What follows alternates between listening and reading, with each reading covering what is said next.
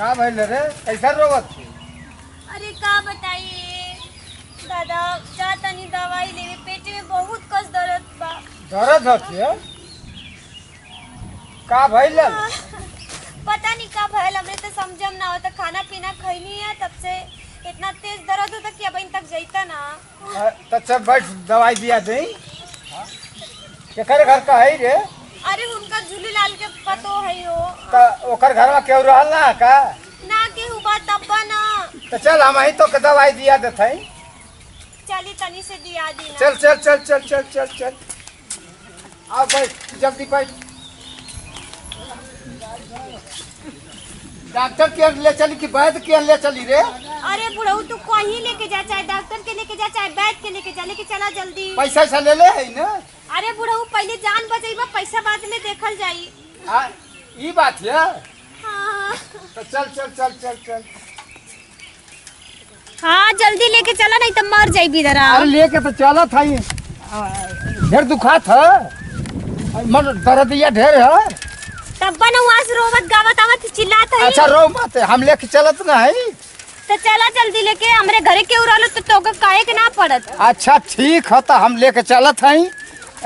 तनी जल्दी चला। अरे अब कैसे चली हो? देखत हो कि हम कितना मेहनत से चलत हैं। देखत हो दुखाए लगल। तोर दर्द ये कम ना होती है ना कम होती है। हाँ। तो कहती कि ऐसे ढगरा के लेके जाइबा तब तो हम मर जाई, पल्लोक सिधार जाई। बताई। अच्छा चढ़ के चली? हाँ और का। अच्छा चढ़ के चलते हैं। अच्छा भाई चढ़ी के चलते हैं।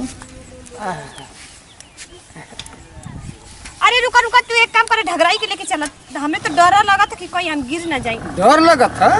अरे और का।